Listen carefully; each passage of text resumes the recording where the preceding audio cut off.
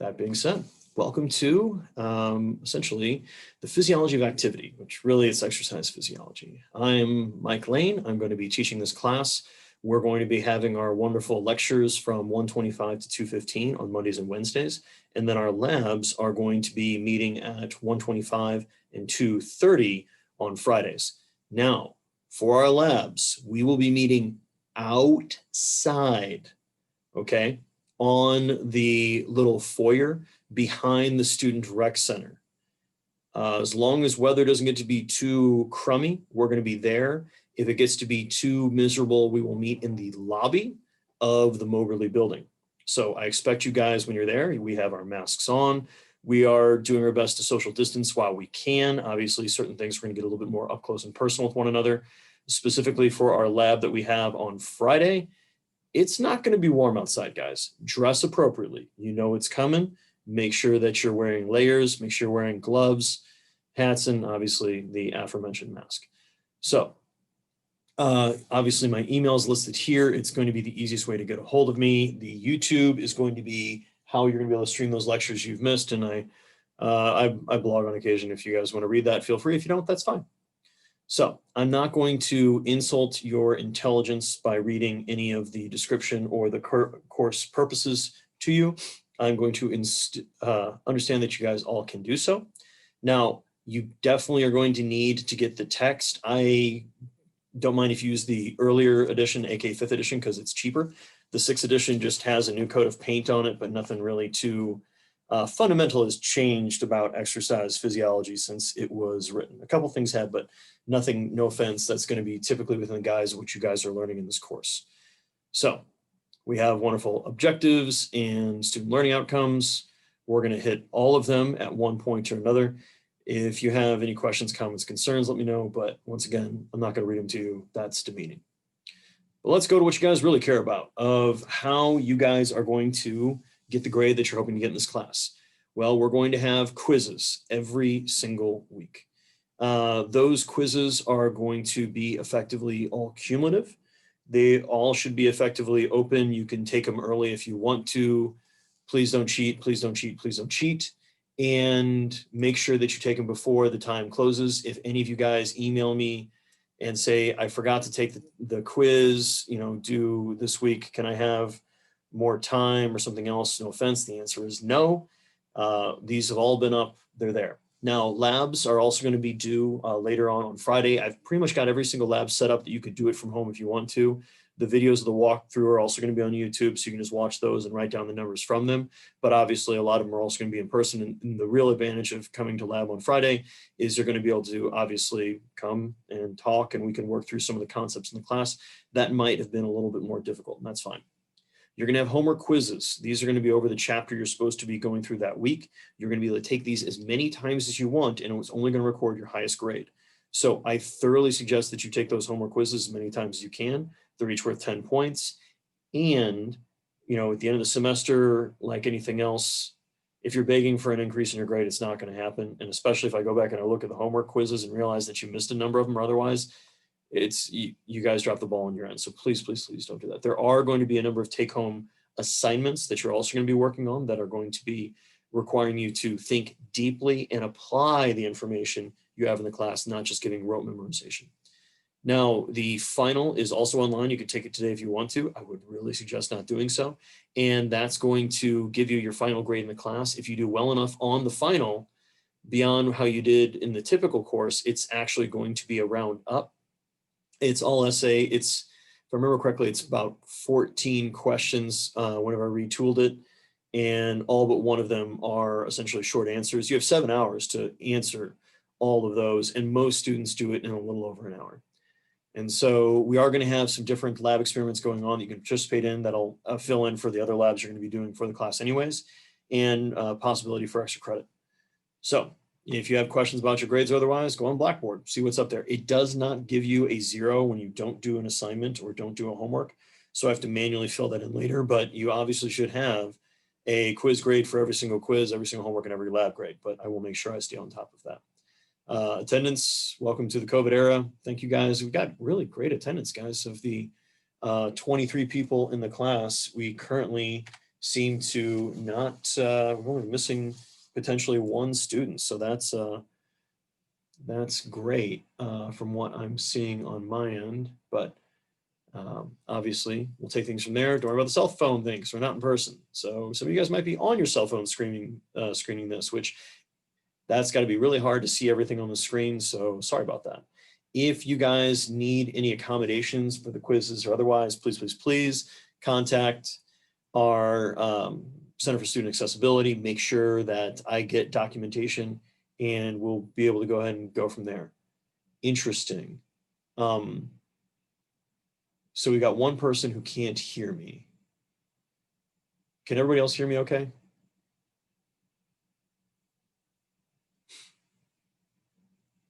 Okay. Huh. Thank you, guys. Josh, I would check your speakers and make sure that you're not plugged in somewhere else. My voice is pretty annoying and not really that fun to listen to. So you might be naturally trying to kind of, not cue into that nagging voice that I have, which I can understand. I respect that. So please don't cheat, please don't cheat, please don't cheat. And if something is going on, please report it. Don't be a jerk to people. And if people are being a jerk, please make sure that's reported accordingly. If you guys see something, say something. And if you need to talk to me about anything, feel free, though do keep in mind, I have to report a number of different things if I hear about it. So, how that goes. So be ready, make sure we don't miss stuff. Obviously something might happen. Your internet might go out back home. You might have something go wrong where you're not able to, tune in like you're supposed to. There's obviously a lot of things that are happening to people these days. So like anything else, if something happens, guys, just shoot me an email immediately. If you know you've got to go somewhere or something else, please let me know. Obviously, we're probably going to have some people that pop with COVID at one point or another, so they can't attend lab in person. That's fine. Give me documentation. Don't cough on me. And we're going to get through this together, guys. Okay. Yeah. So with that being said, we then have our wonderful tentative course outline. We're going to be covering about a chapter a week, guys. We're going to then have some wonderful, the labs, so you guys know what's coming on each Friday. We're going to do slight modifications to them depending on, obviously, people showing up in person, and let's be honest, how the weather shows up that day. And then we're going to have other assignments. These, I think, are a lot of fun, but they're definitely going to require you guys to think critically and think through things. So, for example, limits to muscle size is effectively, why do our muscles not just keep growing exponentially? Why doesn't every single human being, look like a professional bodybuilder? And obviously they have to use drugs. And then why is it that humans, you don't ever see even the most muscular bodybuilders have more muscle than like the Belgian blue cows or things like gorillas? And it's going to come down to things like myonuclear domain, potentially capillarization, intramuscular signaling, and a couple other architectural limits. So hint, hint.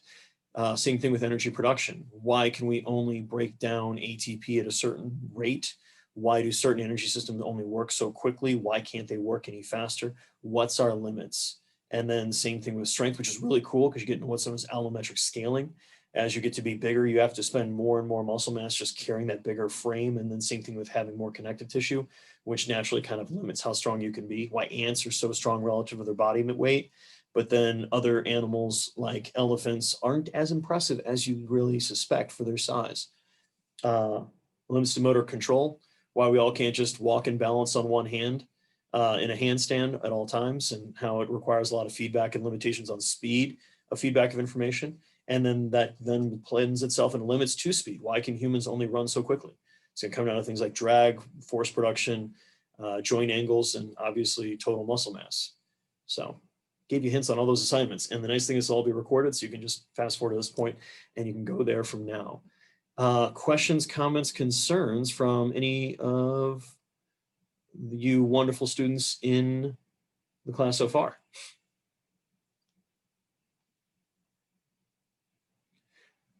So I want you guys to go ahead and you click on participants, and you should see the polling thing. So if you Whether you have a question or don't have a question, hit the yes or no button right now so I can see how many of you guys are understanding how to work those functions.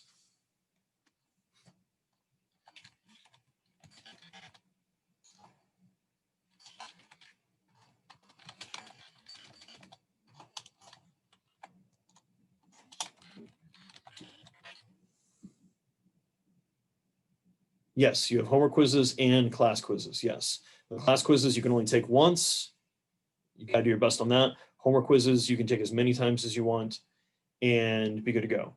So, okay, we got a lot of folks that either tuned in and then walked away, or a lot of folks that are not quite, don't see how to use the participants thing. So that's okay. We'll keep working on this. Okay, so now, because I'm going to go through and obviously,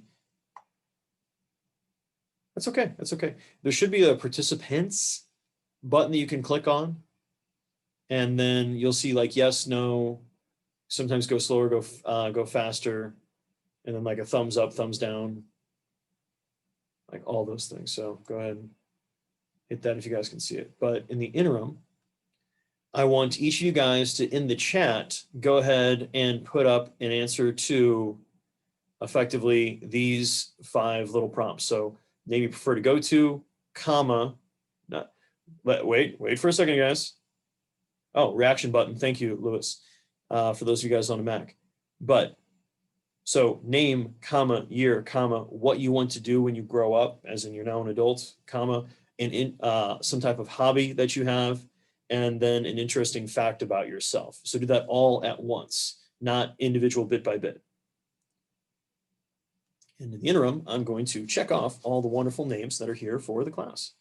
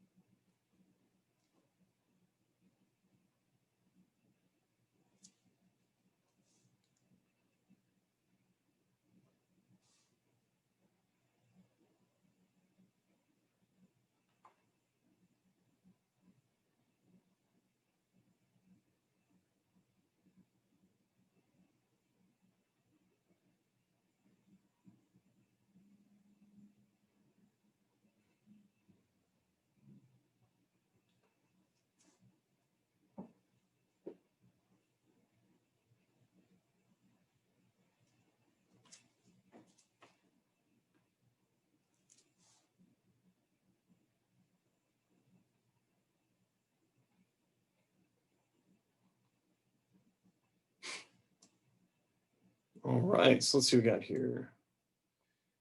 Oh, Courtney, come on, you got to give us a real interesting fact. That is not going to pass. Really nice. Yeah, let me know if you want to train sometime. Abby, I already know that about you. You have to give me something more interesting. Zaria, that is terrifying, but very fascinating. I'm kind of interested to know what happened. Huh. Nice, Colleen. Nice, Evan. Jessica, I feel bad for your mom and dad. Nice, Luis.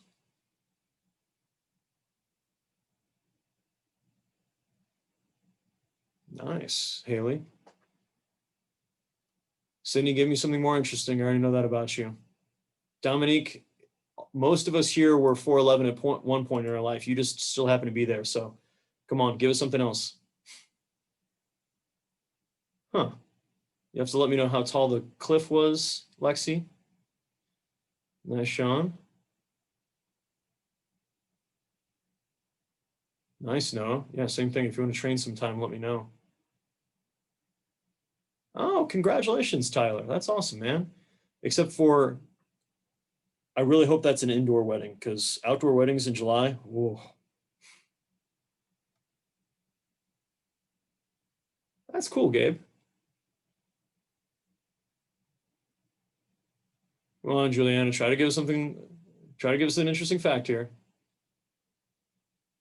Nice, Josh.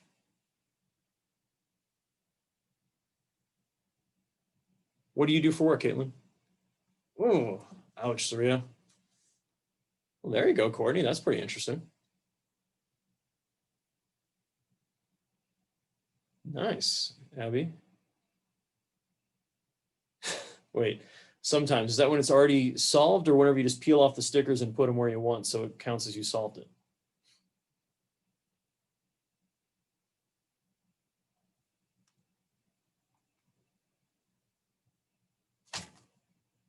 How are you the oldest child and the middle child? Are you also then the youngest child because you're the only child?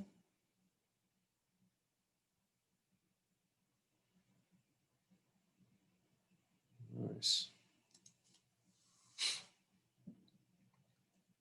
Okay. That's definitely daunting, Juliana, and nice, Sydney.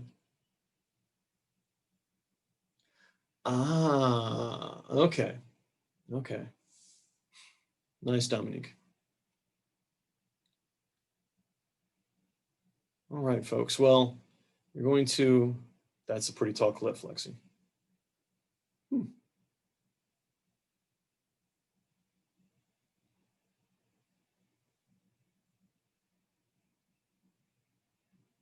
It's okay, Megan. It's all right. We all have interesting facts, but like anything else, you forget how certain things that you do, other people would find to be interesting. So, like anything else, yeah, you guys are going to get to know way too much about me. So I'm not going to, I don't need to share much anything right now. But if you guys have questions, trust me, I'm always happy to talk with you guys, especially when it comes to the class and helping you guys get your learn on. So without further ado, we'll go ahead and start getting after it. So welcome to exercise physiology. And oh, yeah, yay, all of the things that you guys don't need to see. Hey, there's a paper I'm working on. Not that exciting. Nice, Jake. Though I am interested to know what type of tattoo you're getting. So, chapter 1 in exercise physiology is effectively all about. Are you doing the man in the arena quote? Sorry. Obviously, I get distracted by things really quickly. Oh, nice choice, Jake. Nice choice. You have to show me the final product at some point. I literally have it on the wall in my office right there. All right, back to exercise physiology. So chapter 1 is effectively talking about muscle and breaking it down into its simplest components and then building up from there. So the individual muscle fiber, so kind of the cell that we have inside of the myofibril, and then that's going to be where we're going to have the actual actin and myosin. That's going to give us muscular contraction. Now we have 3 different muscle cell types, okay? And that's going to be skeletal muscle. That's the stuff that we control that allows us to lift weights, walk, run, jump, etc. Then we have our cardiac muscle, and that's what our heart is made of. That obviously pumps and is a little bit different than type 1 muscle and its architecture. We'll get into how. And then finally, we have smooth muscle. And that's going to be what's lined around our intestines, along with things like our arteries and our arterioles. That's going to allow us to have digestion and then to regulate our blood pressure. Now, within skeletal muscle, we have individual muscle fiber types. And the muscle fiber types, that's when people talk about fast twitch fiber and slow twitch fiber. Now, we've got type 1, which is a slow twitch fiber, And then we've got type 2, which is going to be fast twitch. Now in humans, it comes in 2 different flavors of type 2A and type 2X. Sometimes they refer to, instead of type 2X, refer to as type 2B. It's the same thing. Don't worry about it. Now, type 2A is obviously way faster and way more powerful than type 1, but it's not as good aerobically. And then your type 2X fiber is even more powerful than your type 2A and obviously your type 1, but it fatigues out really, really quickly. So we are going to recruit those fibers through motor units. These are going to be the neurons that are going obviously from our brain all the way to that muscle to get it to contract and then relax. And we're going to have individual motor units that are going to recruit a number of individual muscle fibers. And this is going to be based upon that Henneman size principle that we introduced in biomechanics. And that's going to be where our slow twitch fibers are going to be innervated, essentially, we'll say like 10 to 100 individual motor fibers by one slow motor unit. But in your fast twitch fibers, we're going to talk about 100 to thousands of individual type 2A or type 2X fibers are going to be innervated by a motor unit. And this is what allows us to have gradations of force, because we're rarely turning on the muscle completely and then turning it off completely. We're usually just turning on small amounts of the muscle at a time. And as we then recruit more and more of the muscle fibers, we're going to obviously get greater force production. So wherever you guys are at, just close your hand into a fist, okay? And then go ahead and put your other hand on your forearm. And then just slowly start to squeeze your fingers in your palm and squeeze harder and harder and harder and harder. And you're going to feel that greater amount of muscle contracting in your actual forearm. So you're using those individual muscles, but you're starting to recruit more and more of those fibers inside of those muscles.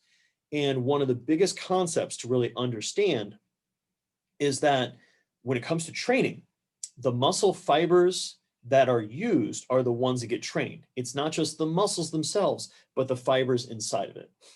Now, we're going to recruit those muscle fibers in what's known as the size principle. So we start with those smaller, lower number, small twitch fibers, and then we work our way as we increase our force into those bigger, more powerful, but energetically demanding type 2 fibers. And as you'd expect, there's obviously some contributions of fiber type to sporting success, especially when you're talking about things that are really far on one end of the spectrum or the other. So take a wild guess here, guys. What athletes do you think would have a natural advantage from having a lot more type 1 muscle fiber?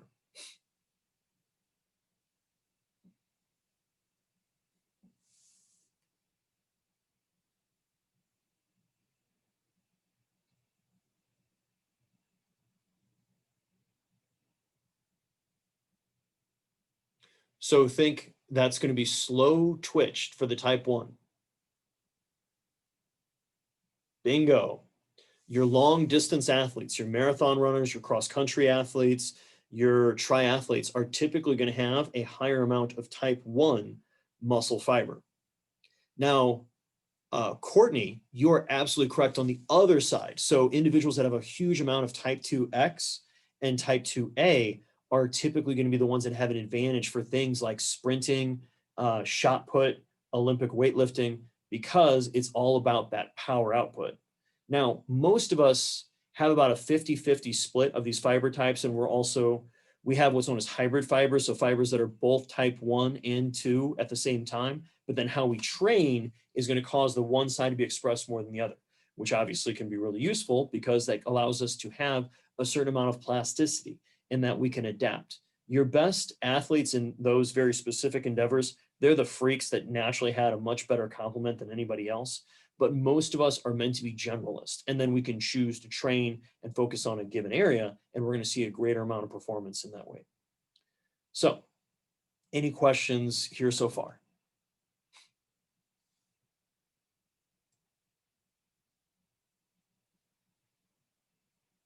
All right. So, skeletal muscle itself, the exterior of it is going to be surrounded by what's known as an epimysium.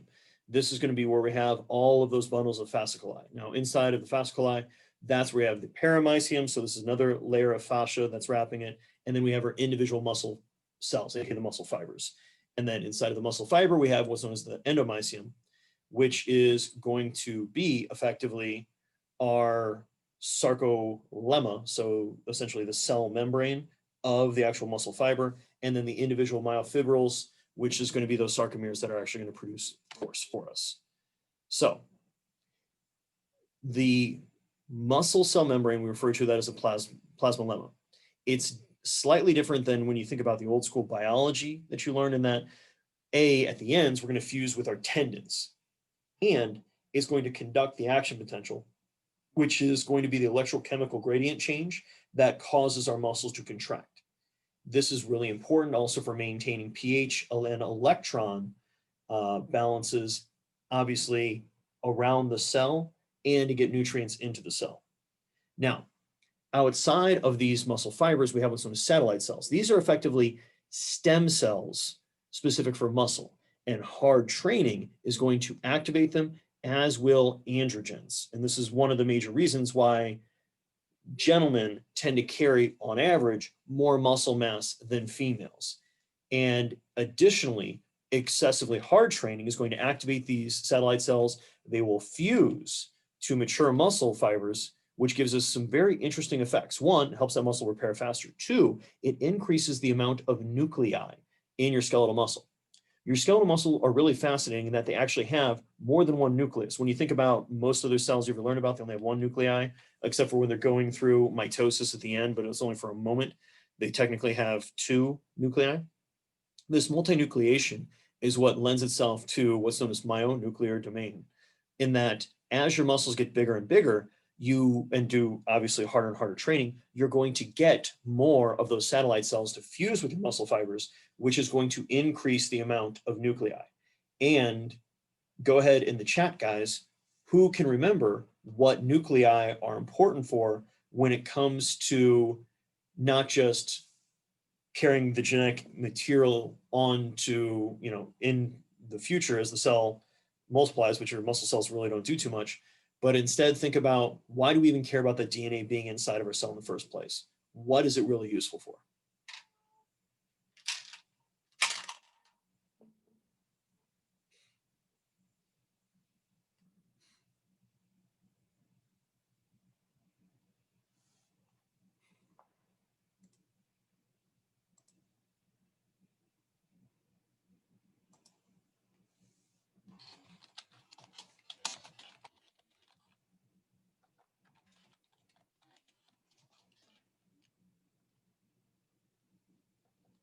Also, guys, feel free to unmute yourself if you just want to go ahead and throw out the answer there.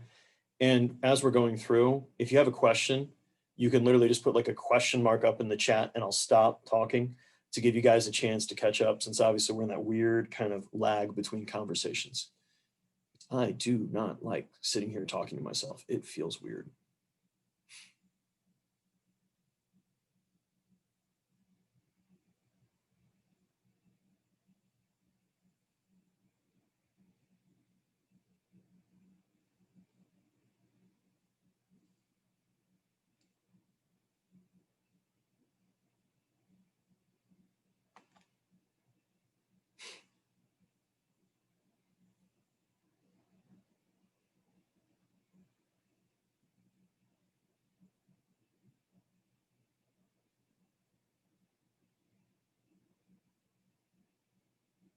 Hey, no worries, guys. What is the major importance of nuclei in a cell? What does your nucleus do other than store? Yeah, so we talked about the reproduction already, Liz, Courtney, good point. But what's the other major thing that your genetic material effectively serves as inside of your cell? What's the real use there? Yes, it produces protein. Because remember, your DNA is then coded into messenger RNA, which is then going to be transcribed into the proteins that you need. Now, think of your nuclei effectively as the blueprints. And then around it, you've got that endoplasmic reticulum, the rough ER in most of your cells. Here, the endoplasmic reticulum is very different. We're going to get there in a few. And it's going to be the sarcoplasmic reticulum. But what you're going to find is think of it along the lines of those are the places where you've got the blueprints and effectively the factories to build the different proteins you need in your cell. So if you have only one nuclei, how many factories do you have running in that cell building protein?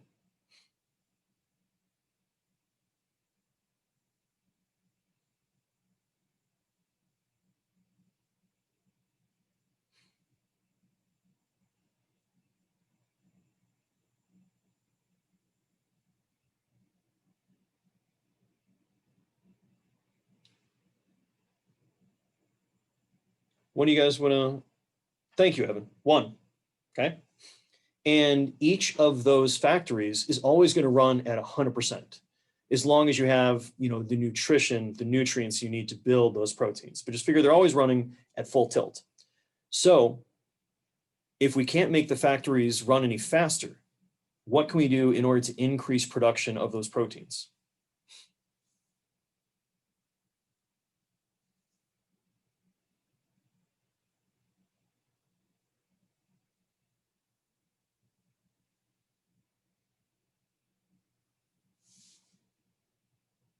Bingo, increase the number of nuclei, also known as let's increase the number of factories.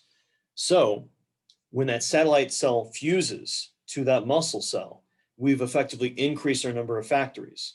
So now, if instead of just having one factory, you have 2 or 3 or 4 or 5, that muscle is going to be able to repair itself and build itself bigger at a faster rate than if it only had one nuclei.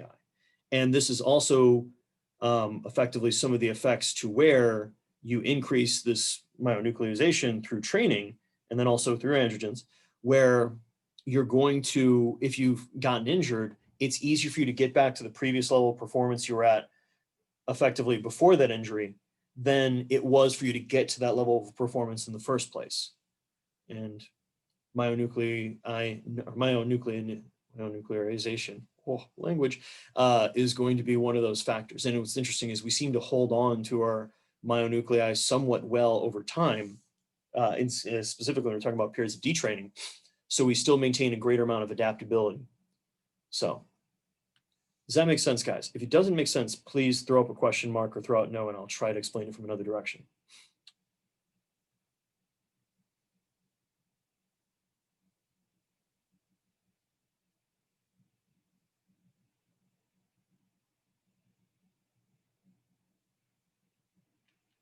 All right.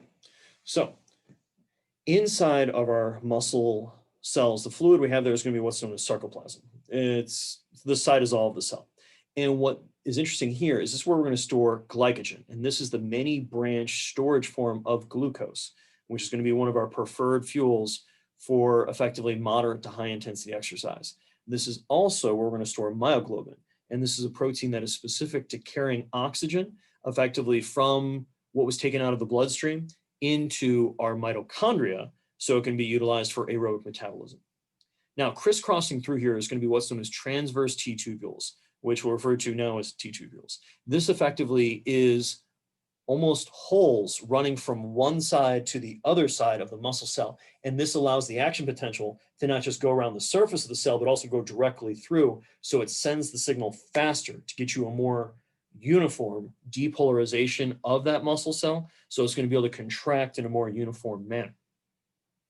Now, our sarcoplastic reticulum, which I told you is much like the endoplasmic reticulum, is going to be where we store calcium, because calcium is the major mineral that is important for muscular contraction. So the myofibrils, which is going to be, we've got the muscle, we go down the fasciculi, we go to an individual muscle fiber, then we have these myofibrils. And this is where we're talking about a huge number of individual sarcomeres. And these sarcomeres are going to be the strands of actin that are going to be bracketing on the sides and the myosin in the center. The myosin in the center is what grabs and pulls actin together. That's literally what causes muscles to contract. And we then have a number of other proteins that are important here for both limiting the rate of contraction and then also for controlling the orientation. So we have this initial impulse that's sent from our alpha motor neuron down into our muscle fiber. Now, this alpha motor neuron is going to always cause all of the fibers that it is linked to contract. And so the more motor units we're going to recruit, the more of that muscle we're going to produce that force with. And the neuromuscular junction is where that electrical chemical gradient goes from electrical into chemical, which is going to be acetylcholine, which is the major neurotransmitter for muscular contraction, and then back into a electrochemical gradient, which is effectively between the shifting of sodium and potassium. So as we send this information to the muscle cell, once we get effectively to the point of where we're going to have depolarization occur, we're going to get a twitch. We're going to get a slight little contraction.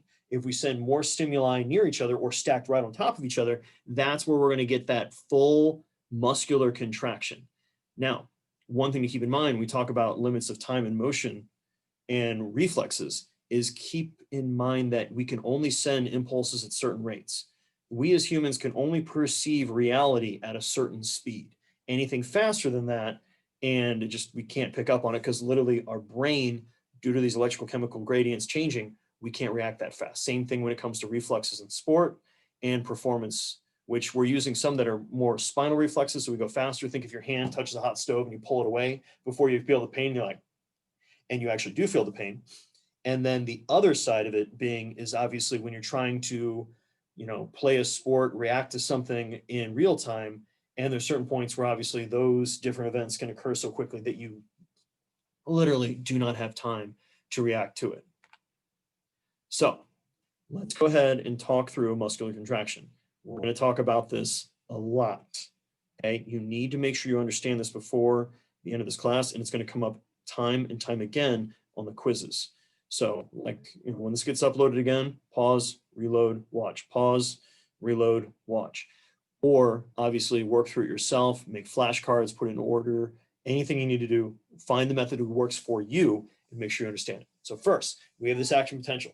This is the electrical chemical gradient flipping of sodium and potassium moving from one side to the other, which is causing the charge from going negative to about 70 millivolts to about positive, say 20 or so, and then back to negative again. This is going to travel down till we get to the axon terminal, and that's where we're going to release that acetylcholine. It's going to go across the neuromuscular junction, and then from there, it's going to bind to the ligand-gated receptor. That's the acetylcholine receptor. This in turn is going to open the channel to where effectively sodium is going to start to come into the cell. And if enough of it comes into the cell, we're going to have an action potential there because what's known as the voltage-gated channel is open. And from there, that action potential is now going to travel down the plasma lemma, down the T-tubules into the sarcoplastic reticulums, which is in turn going to cause the SRs to release calcium. This calcium is then going to go out into the sarcoplasm, where it will then bind to troponin. And from there, when it binds to troponin, it's going to move tropomyosin, which covers the binding sites at actin when it's at rest so that it can't just contract with no reason. So now myosin can grab hold. And so myosin is going to grab hold, ratchet actin forward. ATP is then going to go in so it relaxes. It's going to hydrolyze so it springs back, grabs again, and keeps pulling for as long as ATP is available, and so are those active sites for contraction. We're going to come through this a lot. Now, I brought up, obviously, sodium and calcium. Oh, and I skipped a little bit more forward. So when we're talking about pulling those bands together with myosin and actin, you can literally see how, notice the actin is now closer to the center than it was before. But I brought up, obviously, calcium release causing muscle contraction, okay? And I brought up the use of sodium potassium for that electrical chemical gradient. Right now, guys, you now understand two very important concepts when it comes to electrolytes and minerals in the body, okay? Sounds dumb. I just said that calcium is important for muscle contraction, okay? What else is calcium really important for in your body?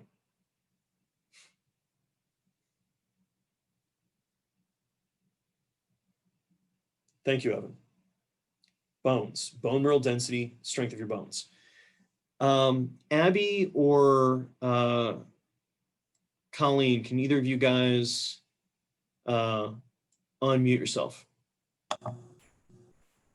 All right. Thank you, Abby. So, oh, good. I got both you guys here. So, allegedly, both of these ladies might be on the cross-country team because we're still trying to keep this vague in case it's being listened to in the future. How many of your teammates have you seen in a walking boot? So many. A lot. Why are they in a walking boot? They have stress fractures. Okay. So in your sport, you guys often have to like break boards with your feet, and you get into like a lot of like hard kicking matches with other people. Plus, you got to worry about taking a baseball bat to the knee on occasion, right? Yeah, that's right. I appreciate your sarcasm, Colleen. Change. But in reality, how did your teammates break themselves?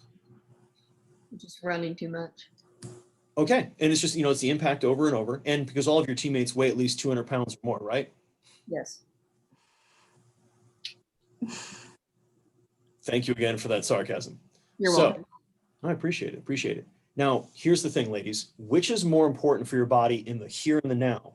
Being able to run away from the lion or making sure your bones never break?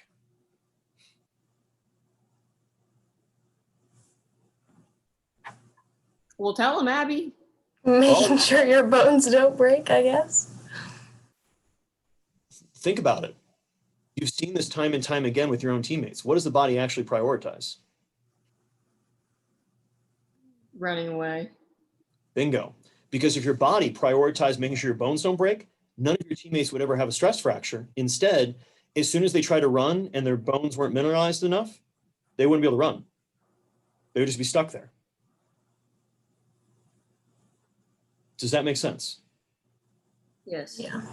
So this is a big concept for everybody in the class. Just obviously you guys have lived it and seen it. Talk about it slightly sarcastically, and I appreciate that, which is at the end of the day, we need calcium to get our muscles to contract, just like we need it for bone mineral density health. But your body prioritizes things. The most important thing is to not get eaten. Your body, specifically talking about your cross-country athletes, it doesn't realize that you're running because you want to be faster than other humans on a distance that most humans have no interest in running. Instead, your body just knows, for some reason, I gotta go, and I gotta go for a long time relatively frequently.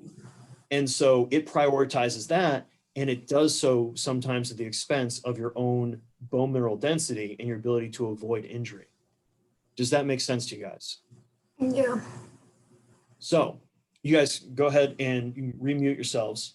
But the other thing is we talked about how sodium and potassium are important for muscle contraction. So now when we talk about muscle cramps, which we'll get into more later on in the class, when we think about being dehydrated, so now we've got a concentration of those electrolytes, or we haven't been replacing our electrolytes because we've been sweating a lot and haven't got enough salt in, and we start cramping up because we're naturally throwing off our electrochemical gradients. And that's going to be one of the potential reasons for muscle cramps. Does that make sense to you guys? And thank you, Noah, for hitting the participants. Good. All right. So with myosin cross-bridging, guys, I know I talked about that briefly, but this is the image we're really talking about, where it's going to grab hold. ATP is going to come in, so it's going to release from myosin, going to hydrolyze, so it springs back, meaning it loses phosphate. It's then going to grab hold again and ratchet forward, and then will not release again until ATP is available, which that's another reason why you have cramps, specifically energetic insufficiency. I'm sure some of you guys have done like a really hard training day, done something like, a lot of hard lifting, maybe like rock climbing, and like your hands wouldn't stop contracting.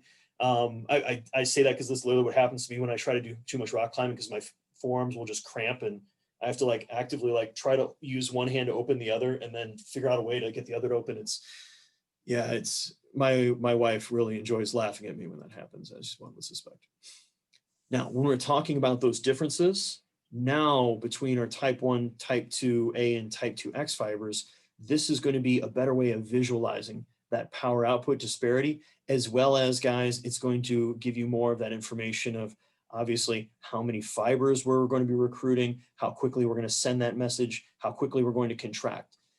A type 1 muscle fiber that's the same size as another type 2 muscle fiber, A or X, will always produce the same amount of force. However, it's the speed that that force is produced that's different. Your type 2 A's and X's are going to produce that speed way, way faster. So hence they're more powerful than your type 1s. So hence it's kind of weird. The sport of powerlifting is a bit of a misnomer because you're actually not moving that fast. So you can still have a decent complement of type 1 fibers and be a good power lifter. You can't be a super high type 1 fiber person and be a really good Olympic lifter or high jumper, sprinter. People that have a better complement there are likely going to beat you every time. So this is where we're going to call it for day 1. We still got 2 minutes left before we call it a day. Do you guys have any questions, comments, concerns? And remember, on Friday, for that lab, we're going to meet outside. If you're unable to be in the lab because of one reason or another, that's okay. You'll see the description stuff online. I might try to shoot an awkward video of me kind of talking to you guys outside. It'll look special, but it'll at least be available so you guys can be able to go through that for the lab. But make sure you come bundled up because it's probably going to be freaking cold. And we're going to do hand grip dynamometer testing. So preferably gloves, not mittens. And then you can bring your laptop or bring a way to take notes and write down your results. You're going to be submitting all your labs via Blackboard. Yes, Courtney, your first quiz is going to be due on Monday, as well as your homework quiz for this week and next week is going to be obviously pushed back. So we start on a Wednesday.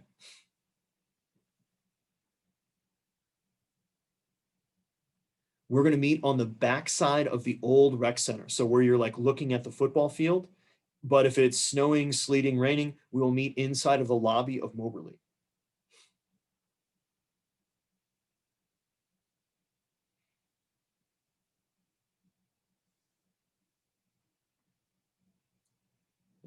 Wear your warm clothes and make sure. I believe so if that's what the due date is on Blackboard, Courtney. But remember, you can take that homework quiz as many times as you want. All right, guys. No, guys, this is really weird. We're doing this online. We're all trying to make it happen. It's weird. I know you guys don't like it. You guys wouldn't prefer it. I don't prefer it, but you know, we're getting closer to the end of this thing. You know, we're starting to get vaccinated. We're hopefully going to be back to normal. Who knows? Maybe by the end of the semester, we can actually start doing these lectures in person. So stay safe out there, guys. If you have any questions, please let me know. It's no bother. Okay. We'll talk with you guys more soon. See you guys for lab on Friday, and then we're going to be back here online on Monday. Bye-bye.